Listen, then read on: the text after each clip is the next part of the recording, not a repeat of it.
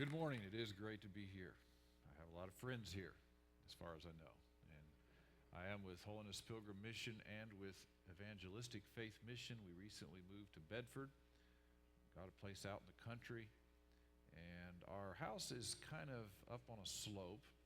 And so in trying to think of a nickname, a lot of people like to call their place something. We want something unique, so we're thinking about calling it the Hilltop.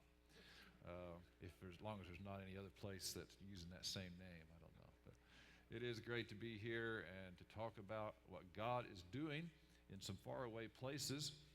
And, when I travel around, I'm speaking in 2 churches every Sunday most of the time, and a lot of the time we're raising money.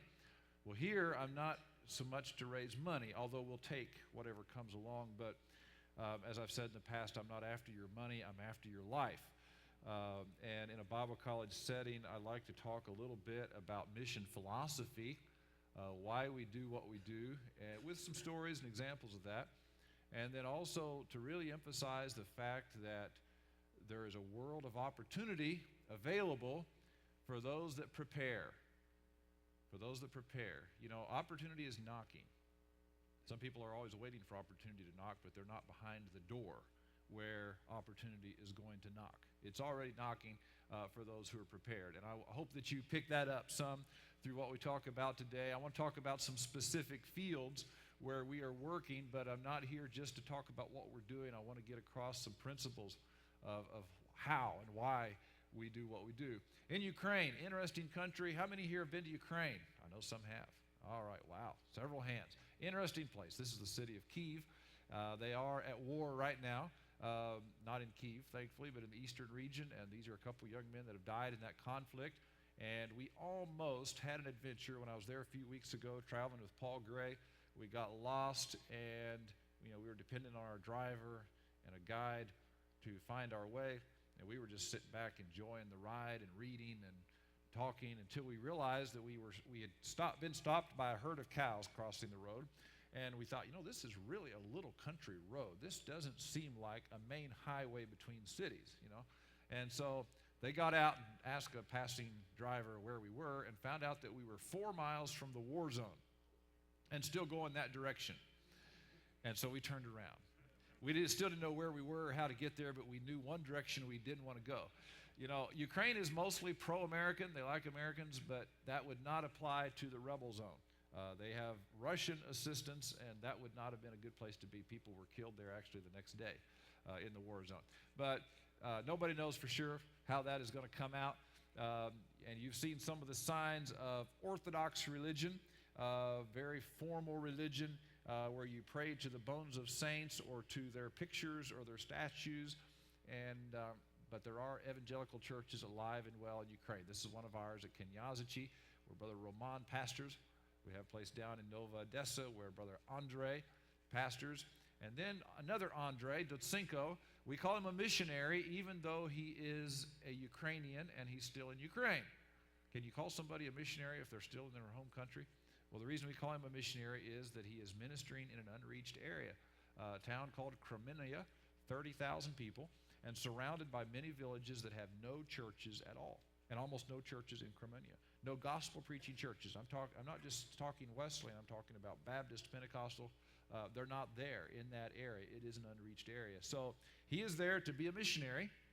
He has started the first congregation, and they are doing well. He is not going to be the permanent pastor. He's going to continue to be a missionary and start things. That's what we needed for somebody in that area. Not just somebody to start and pastor a church, but a person to start things. And so he's going to keep starting things. We support him. We will not be supporting the pastor or the pastors of the other churches. Our total budget for getting those churches going or for helping them operate is zero. We will not be spending anything. I believe a church can be locally supported from the beginning. Now think about that. A lot of organizations, I'm going to talk philosophy here a minute, or methods. A lot of organizations say that they want nationally established indigenous churches, but the way they go about it pretty well ensures that it will never happen. Or the way they spend their money kind of ensures that it will never happen. A church really can be self-sustaining from the beginning. It doesn't cost anything for a group of people to get together and sing and read the Bible and preach and pray. It doesn't cost anything. And that's a church. Now, where it costs money is eventually there are too many of them to meet in the house, so they need a larger place. So they have to buy or rent something. And maybe one of them who's been a block layer, but now he's been spending all his time encouraging the people and visiting the people and helping the sick. And they say, you know, Pierre doesn't have any time to lay block anymore because he's helping us all the time. We really ought to be supporting him and helping him. And so now they've got a pastor. Money does come into it, obviously, but self-sustaining from the beginning. And so that's what we're doing in this part of Ukraine, eastern Ukraine, actually not far from the war zone. Andre is there. He's got a wife and 2 small children. We're supporting him, but the churches are self-supporting from the start. We get into a lot of churches in Ukraine. We have a lot of former students there. I lived in Ukraine 5 years, taught in the Bible college. The college no longer exists, but our former students are in ministry all over the country. We have all kinds of open doors. We can go over there and travel nonstop from church to church that want us to come to preach and teach, and often they're wanting us to preach on holiness. Think about that. Wide open door. They want us to teach on holiness. And so I look for people to send that can go without me. I go some, but I like to send people that can go and travel. These are some of the variety of churches, large and small. This is a big Pentecostal church. They also operate a Bible college, 40 students or so. And I was in a seminar there, a Saturday seminar about C.S. Lewis. I got to speak in that and then preach in the church the next day. And I preached about what happened at Pentecost. I mean, what else would you preach on in a Pentecostal church, right? I emphasized that the main thing that happened was that God purified their hearts by faith. The main thing that happened on the day of Pentecost, right? And they actually received it very well, and we made some great friends, and they want us to come back, so hopefully we can. We really emphasize printing because books will get to places that we never get to in person. They will touch people that we never meet on earth. And sometimes we get a little bit of a glimmering. We get a few glimpses of the impact that books can have. As we travel in Ukraine, occasionally I meet people that talk about John Wesley and his theology. Now, I know that, as far as I know, there's only one large book of Wesley's writings available in Russian, and it's the one that we got translated and published about 15 years ago. Selected Sermons, Writings of John Wesley. And so when I meet people, sometimes I've asked, well, where did you read something from Wesley? And they say, oh, it's available online. You can download it free. And they gave me the title, Izobranie Propovedi. Look it up if you want to read some Russian. It's our book. I don't know how it got there. It's online. It's available for anybody who reads Russian, which is about 300 million people. And so we meet people who already know the theology of John Wesley that have never met us in person because of that book. And that's an example of the effect of print, or even if it's digital, making it available, turning it loose, and getting it out there. And so we emphasize printing everywhere we go. And in Ukraine, we've published a lot of things. How many have heard of Shepherd's Global Classroom? Wow, I don't see very many hands. Surely this can't be true. Seriously, how many have heard of Shepherd's Global Classroom? Okay, a little better. Well, you need to hear about it. This is a partnership of several mission organizations. Bible Methodists got it started, but it's also now EFM and HIM and HPM and others that are partnering together. And, you know, the need is for ministry training everywhere in the world. And most of the people who need ministry training can't go to college. They might already be married and have kids and be pastoring a church and building houses or laying block or something to make a living, and so they can't go attend college. And we can't send enough teachers to them. We can't go do it everywhere that it needs to be done. So the next best thing is to have a curriculum that will do the job. It can be locally taught, easy to teach. They're not just books, because some people can take a book and teach it, but not everybody can. They're not just books. They're actual courses designed to be easy to teach, and so other characteristics that are listed there. And so we're actually getting ready to print the 5th one in Russian, and there are at least 3 available in Spanish. We're working on still the 2nd one in French. We do have one printed. And we've done a training session there in Ukraine. This is on video now. It's online, available for anybody who understands Russian to get on and learn how to use the courses. And we have a center in Ukraine, in Cherkasy, where they operate a center for providing ministry training. And they were operating before we came along, and it's a tremendous thing what they're doing. They provide training for school teachers in Ukraine. By the way, did you know that public schools in Ukraine are required to teach a class on Christianity, a full year class on Christianity? at several points through the student's education. A class on Christianity, really. You can share the gospel. You can teach them how to pray, the whole thing. And most public school teachers don't have any idea how to approach something like that. And so they're open to help. And they'll let pastors come in. Can you imagine that? Every child, every school child in Ukraine is accessible to Christian teaching. And Christian organizations are gearing up to produce curriculum and make it available and to train people on how to do this. And that's one of the things this organization works with, that we are with. They also work with chaplains in the Army and other government organizations, pastors and church planters, all kinds. And when they found this curriculum, they said, this is really great. We can be your outlet for this because we need this everywhere. We recently printed the course on world religions and cults. We printed 1,000 of them, and they wanted 600. And we're getting ready to print Christian beliefs. We're printing 1,000 of them. They want 600. And so we travel around all the time trying to get people to use this, but we already have it made in Ukraine. Already hundreds of these courses will instantly be used as soon as they're off the press. So this is a tremendous opportunity. We want to do this in other places in the world, but in Ukraine we've already got this, and what we spend on maintaining that office and that staff is nothing because it was already operating before we came along. We partnered with them, and we've got a base in Cherkasy, Ukraine that doesn't cost us a cent. Isn't that great? And so that's one of the things. And Russia is really something we're kind of thinking about because we're putting them in Russian for Ukraine. Most people there can read Russian. And when we get that done, Russians will already have the version ready, the edition ready for Russia. And Russia is a place that's not very open to missionaries right now. It's pretty hard to go and stay as a missionary. But if we could get another center in Russia like we have in Ukraine, these will go all over the place, and even if someday they close the doors and don't let Americans in at all, this training will be there and working all over the country. So that's our goal. They are available, of course, in English, which I assume most of you would prefer. So take a look at this. Now you might say, well, I'm studying all the time. I'm reading all the time. I'm getting a 4-year education. Why would I need to take one of these condensed courses? Well, you may not need it as a student, but it might be useful to you in ministry because it's something that equips you ready-made, and of course you can add in all of the profound stuff that you're learning from Dr. Bird and the Dr. Browns and the others. I mean, you can supplement all you want, but it gives you a structure. It gives you something that takes you a long ways towards having something to use. And then there's the country of Haiti. Always nice and warm, never the chilly weather like we're having here right now. How many have been to Haiti? Okay, I see a few hands and some that have been there with me. Some great stories from that. But is Haiti a beautiful country? Well, that's not an easy question to answer. Some people quickly say, yes, yes, and I kind of wonder where they were and what they saw. But there are some beautiful scenes in Haiti. This is on the coast between the mainland of Haiti and the island of La Gonâve. That is the island of La Gonâve. There are some beautiful scenes and some less than beautiful scenes, some kind of shocking things that you may see. The litter, for example, in the city is just indescribable. I mean, it's just beyond what you can imagine. The litter, the trash, and the accumulation of it. It is a tropical country. They raise bananas and citrus fruits. Anybody know what this is? They don't grow in Ohio, but you probably all eaten them. I think I hear it.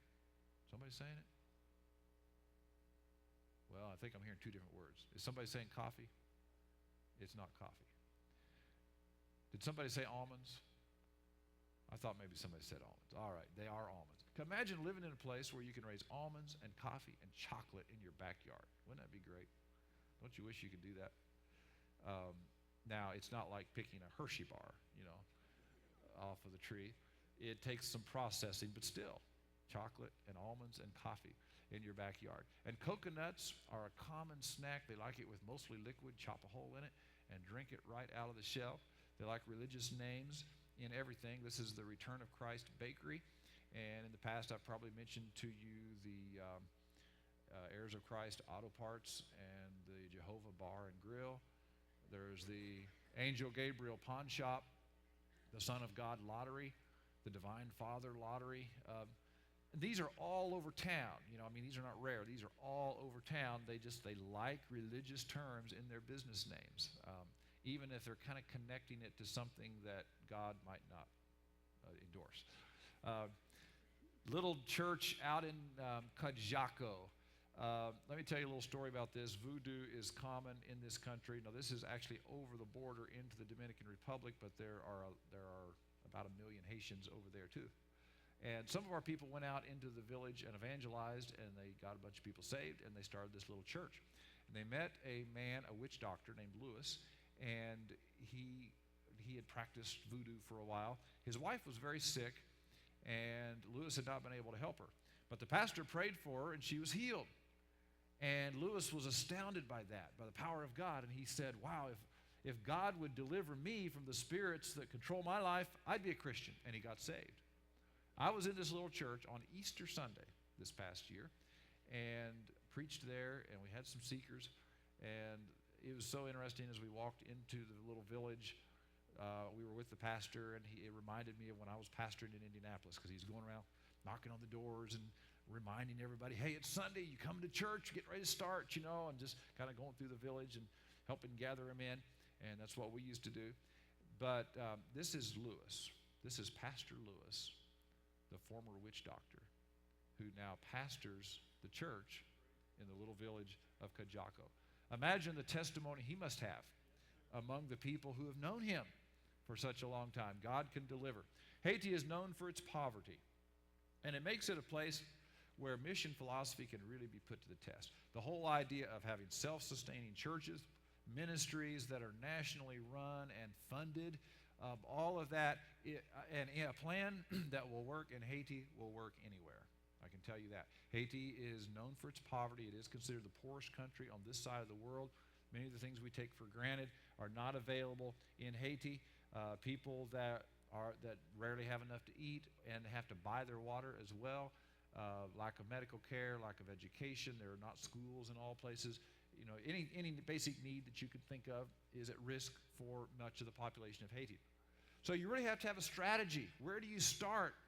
What do you try to do in a place like this? Well, we emphasize the church. And I want you to consider the question, why the church? Because some people say, well, missions is about getting people saved, right? We want to get people saved. We want to share the gospel and get them to come to church, but really, why the church? Jesus said, I will build my church. Now, he came to accomplish our salvation. He accomplished the atonement. But it was not God's will just to have random, sporadic Christians, believers scattered around the world. He formed the church. The believers are all part of something. Isn't that right? And that's not only a global thing, it's a local thing. The Apostle Paul, the pioneer of missions, who really set the example for us in a lot of ways. He went everywhere. His first priority was the gospel, getting people saved. But a very close second priority was starting churches everywhere, right? You see that through the book of Acts, and then you see it in his epistles. He tells Timothy and Titus, where he puts over a region, what was their main job there? Set up the churches, ordain elders, and supervise and get these churches established. Paul went everywhere, started the church. Well, why? Well, the church, a community is not evangelized until it has a church. Now think about that. And I think objections could immediately come to your mind. You can say, well, no, wait a minute. And a community can be evangelized because people went through and preached, and they passed out the Gospel of John, and maybe even they got some people saved. Maybe even some people got saved there. So why would you say that it's not evangelized if it doesn't have a church? Well, how do people really understand the gospel? How do they understand what it really means to be a Christian? They have to see some, and not just see some passing through. They have to see some living. They have to see a family of faith living in their community to where they can look at them and say, wow, that must be what it means to be a Christian. And until they see that, they've not been completely evangelized. They've not really understood what the gospel is supposed to do for them. They have to see the people that they would be joining if they became a Christian. And you'll find this when you do outreach. No matter how persuasive you are in sharing the gospel, you teach this, you explain this to a person, and maybe they will be under conviction, and maybe they are convinced that they ought to be saved. But what's the next thing? Before they make that decision, many times, the next thing they want to see is the group of people who have already accepted this message. Where are the people who believe this? I need to meet them and see what they're like, and see what it would be like for me to become one of them. And until that exists in a community, it's not really completely evangelized. The church is so important to make that happen. It's where believers are discipled and trained. It's not primarily online. It's not primarily from the radio. Believers are mostly, and I'm glad for all the benefits that come from those things, but believers are primarily shaped into mature Christians in the family of faith, the church. Amen? The church sends missionaries to the unreached. And this is back to the ultimate goal of missions. It's to reach the unreached. Sometimes we spend some time with the people who have already been reached, though. Some places where churches are struggling. And if we can help to establish those churches and help them catch a missionary vision, they will be able to send missionaries and maybe do it much more effectively than what we can do it from here. So we emphasize the church everywhere. We try to do everything through the church. Our ultimate goal everywhere is to establish a church. And for one thing, I want to think that whatever I do in a place will have lasting effect, and that even if I someday cannot go back there again, or can someday not spend any more money there, I want to think that what I did there will still have been worthwhile. You know, there are some things that if you do it for a while and then quit, it was a waste. You know, if you start building a bridge and you get it half done and you stop, well, a half a bridge is not worth anything. And I've seen a lot of, figuratively, half bridges in missions, things that were half done, and they're still standing there as a monument of something that was unfinished. And sometimes a lot of money, a lot of labor that went into that. I don't want to leave any half bridges behind me. And so, but if you establish the church somewhere and then you never get to go back, you never make it back there again, you still did something significant that has eternal value. And so that's what we try to do everywhere. We plant the church, establish the church. Sometimes the churches that we didn't start, but we can help establish them through various ways, training or other ways. Our churches in Haiti come in quite a variety. This is a little rural church. We drove through rivers to get to that one and to this one. Some of them are difficult to get to up through the mountains. You may have to park and walk maybe an hour or two to get up to some of these. Some of them are on main streets in town. Some are small, some are large. Several hundred people attend this one on a Sunday morning. This was our first church, built over 50 years ago in Port-au-Prince, and also operates a school. Now, we believe that the local church should be locally supported. Everybody agrees with that, right? You don't have to raise your hand if you don't. But you know, everybody says that they agree with that, but what a lot of organizations do will never lead to that goal.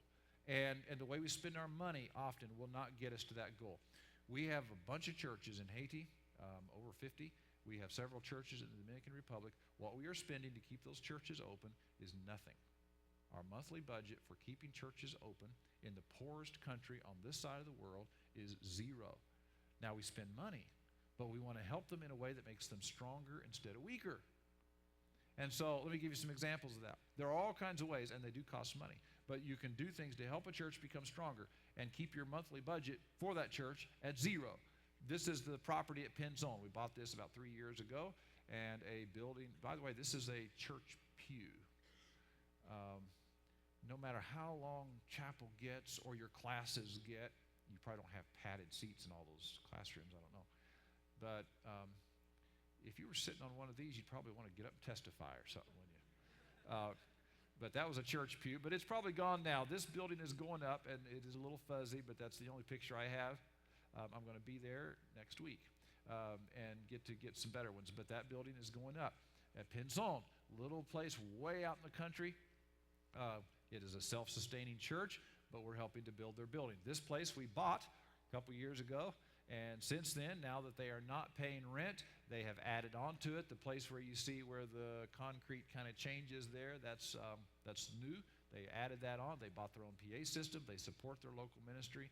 And so they are an established church, not only with a good spiritual congregation, but financially, they are now established because the building is secure.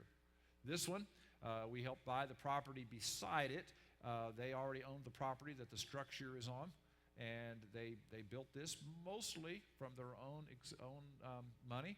They have a large congregation, sometimes 1,000 people on a Sunday morning, and it's a well-organized church, and the walls are going up at Molaire, and what we have spent on those blocks and on that concrete is nothing.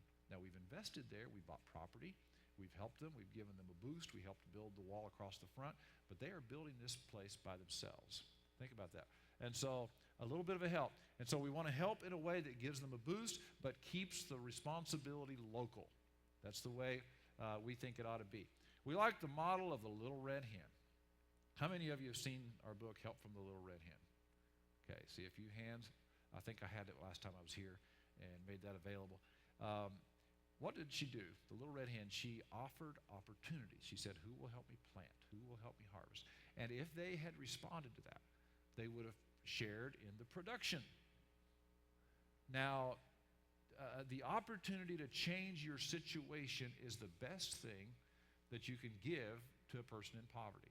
Now, there are truly emergency situations. If you find a person injured lying by the road, you don't try to sign him up for a class or give him a book or even offer him a job. He needs emergency help, right? You got to get him up, get him somewhere. The Good Samaritan, he didn't give the guy a book. But the problem is there are a lot of people that, they're giving emergency help to people who have been living on emergency help for a long time. And it can shape the whole culture. We've got the inner cities of America. I pastored in the inner city for 5 years. It kind of prepared me for working in Haiti.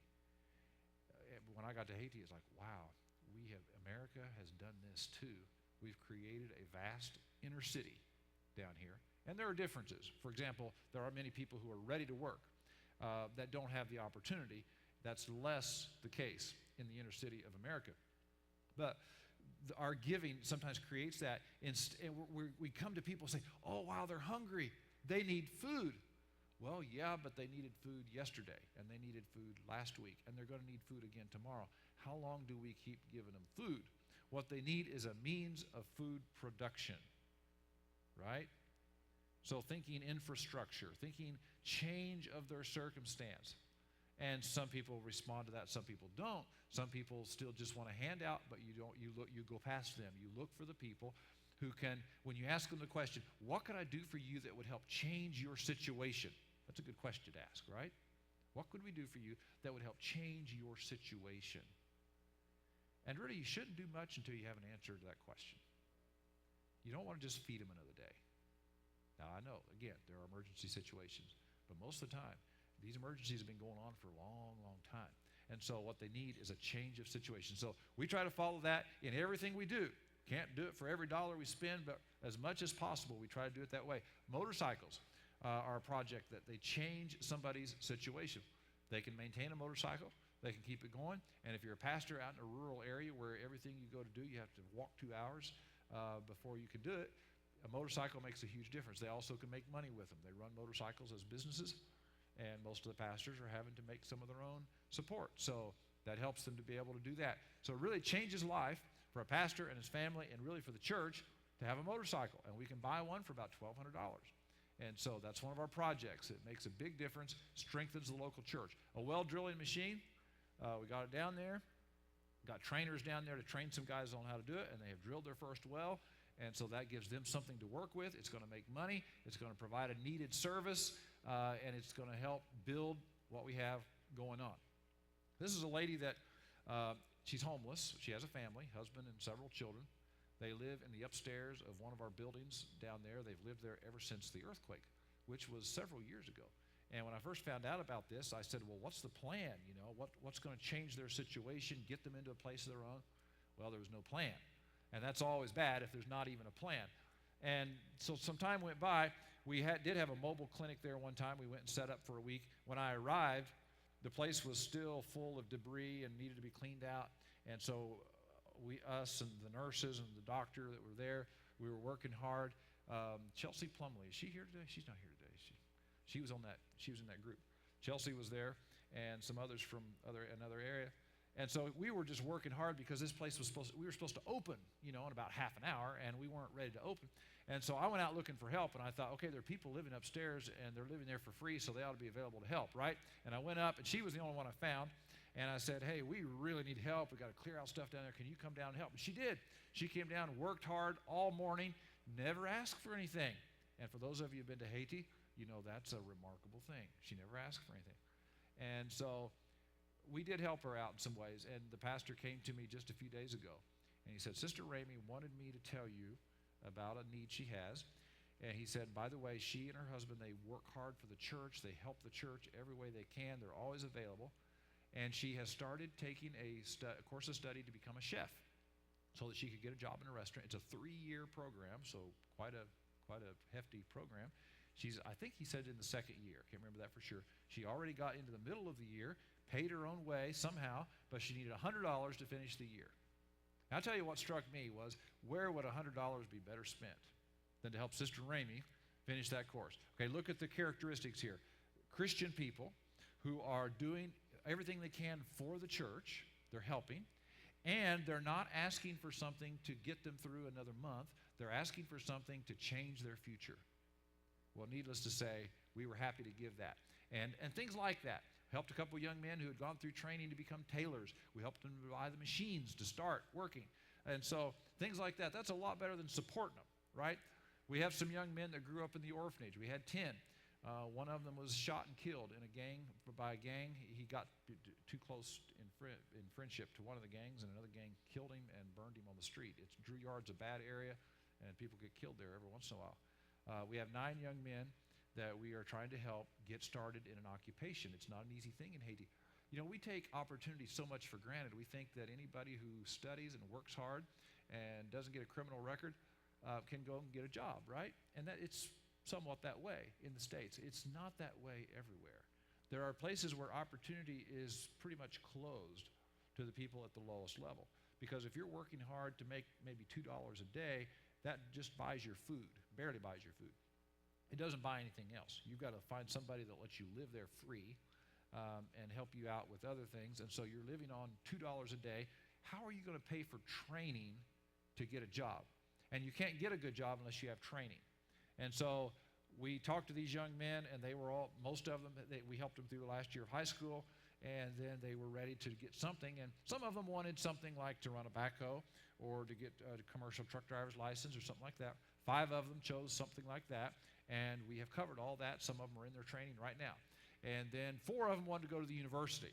And I thought, oh, man, why can't they all be truck drivers? But I didn't say that. And they were university kind of guys. I mean, they looked like, they looked like guys who could be engineers or lawyers or something. So we have 4 that are in the university right now. We've paid for their first year. It's not really expensive, $700 and something for a year. That's a pretty good deal for a university, besides renting a room and some other things. But they're in their first year. And we have another one who is in nurses training. This is a brother and sister.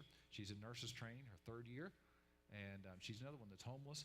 And they barely survived. And we really don't give them much to help them survive, but we try to give them something to change their situation. And they said, thank you for giving us a future. I mean, they're just, imagine facing a life of grinding poverty with no exit that you can find. And again, you know, we don't think of it that way here. In the States, exits are available, all kinds of opportunities. There are people that will help you get your GED, help you write a resume, help you learn how to do interviews and sign you up for them. And I mean, there's all kinds of opportunity that's available. I found this stuff when I was pastoring in the inner city. It's not that way down there. And so providing somebody the exit and still leaving the responsibility with them is an important way. We bought this piece of land for a church, and they've started building there. This church, you know, one of the things that probably you have never worried about when you were sitting in church on a Sunday morning is worried that the building would fall on you. Anybody ever worry about that? Do you ever worry that the building would fall on you? Probably not. And in here, you know, this place has been standing for a real long time, but you probably don't worry that it's going to fall on you. The people of San Michelle have worried about that, and with a good reason. It has fallen before. Fortunately, not on a Sunday, I don't think. Nobody was in there. But they propped it back up, and they have continued. So you can imagine if you were sitting in there in a service and the wind was kind of picking up, you would think, maybe we ought to get done and get out of here. But we do have a building project going on at St. Michelle right now, and there's a little video online. How many of you have seen our videos? Anybody? By the way, and I forgot to mention this earlier, I left some pages down. If you don't get our email newsletter, we're going to just send these pages back through, and I should have done this half an hour ago. But these pages will just come back. If you'd like to get our email newsletter, it just takes about 2 minutes to read. And if you ever want off, you just click unsubscribe, and you'll be off, so it won't pester you. But go ahead, just send those guys. Put your email address on there, and I should have mentioned this a long time ago. It won't get to the back before we're done. So if it doesn't get to you and you want to be on there, find the sheet and get your name on there. A lot of times we have a little video, and this video, I can't show it this morning, but go online. It shows them carrying the building materials because the truck couldn't get up all the way. And so they're carrying them in on donkeys and horses, and women were dragging rebar and carrying buckets of sand and cement on their heads. So it's a pretty neat little video, about 2 minutes long. So take a look at that. Now this is the worst looking church building I have ever seen. Have you ever been to worse than that? And if you look close, you can see there are people sitting in there at the time of that photo. That one may have fallen before too, I don't know. But they did buy a piece of property, and we are building there. The building is going on right now up at a place called Pion. We try to spend about $5,000. Sometimes it takes more, and that doesn't do a whole building. It gets a basic structure up that's usable, and then they will continue to buy block and finish it out eventually themselves. But that's what we try to do to help get these churches. This is the property that they bought, and some of the congregation out there looking hopefully at what will go up there, and there is something going up. Last time I was here, a year ago, I probably told you the story of when I walked up to the mountain church of Lombard. Anybody remember that? That long walk up through the mountains. I was most exhausted I'd ever been in my life and didn't know if I was going to make it and all that. Some of you remember that. Well, these are the mountains right here that we passed through. And I was just a few days ago, I was at our pastor's convention, talked to the pastor at Lombard, and I found out a little more of what's going on there that excited me. Now, this is the church that we got to at that time. Now, it does have a roof, and it is pretty much a finished building now. But while I was there that a year ago, he said we really desperately need a school here because the nearest school takes 3 hours for the children to walk to. Can you imagine that? Now, these are mountain trails. Part of the time we were using our hands, going up these trails, okay? These children head out at I don't know what time in the morning on a 3-hour walk to get to school. On rainy season, it's not just that you might get wet. The trails can be so muddy that they're almost impassable. And you do have to go through some rivers. We went through several rivers, little ones, but in rainy season, they're higher. And so they miss a lot of days, and maybe there are some small ones that don't go at all. And so he said, we really need a school. Well, as he explained the situation, it kind of gripped my heart, but I really didn't know what to say because we don't want to just start something and support it with no end goal, And I told him that. I said, we try anything we start, we want to have a plan of how it will become sustained. And he said, well, these people out here are really poor. They wouldn't be able to pay teachers and sustain it. And so we just kind of left it at that. Well, when I saw him a few days ago at the pastor's convention, he said, I've got some pictures to show you. And I just assumed that they had done more work on the building. And I said, yeah, I'd like to see those. And I didn't actually get them until I got back home, and he emailed them to me, and this was one of them. They started the school. Without a dime from us, they started the school. And they're struggling. Look at that. I don't know how many kids that is. I haven't counted them. Is that 50? Maybe kids. These are children that were walking. If they were going to school, they were going 3 hours one way to school. Now they can walk 5 or 10 minutes right there up in the mountains where they're close to home and attend right there. 5 teachers are hired. Now they are behind, and they're asking for help to keep this school going. But somebody had a tremendous vision to get this going. The pastor, probably. Think about this. And enough people, hundreds when you count these families, believed in the vision, and they enrolled their kids, and at least 5 teachers believed in the vision enough to take the job. They're complaining now because their salaries are not being kept up, and maybe they're grumbling and talking about quitting. But this is a school that's operating. And so as I thought about, and they're asking for help, and I thought, again, we want the local sustained thing. We want to plan, and so what could we do? And I had an idea, and I thought, what if we got a motorcycle for them to run in the city, which is, a ways away from them, but they go back and forth, run a motorcycle for a business in the city and let it support the school. I sent them that idea, and they were excited about that, and just yesterday I sent the money for the motorcycle to support the school at Lombard. Now, these are one of those special things that make you feel like what you're doing is significant. Think about this. Okay, here's this little school. Unless God provided some other way that we can't think of, that school would probably close, maybe even before the end of the year, would not open again next year. It'd be very difficult for anybody to ever open one again because of the failure of it. And yet somebody launched this and had the vision for it. And we can make that school, if they'll do what they can, and they obviously are taking in some money from the local people, just not enough. And so we can make that sustainable with a one-time expenditure of $1,200 that will keep the school going, hopefully till Jesus comes. Think about that. Isn't that exciting? I wish I could do something like that every day. I don't every day.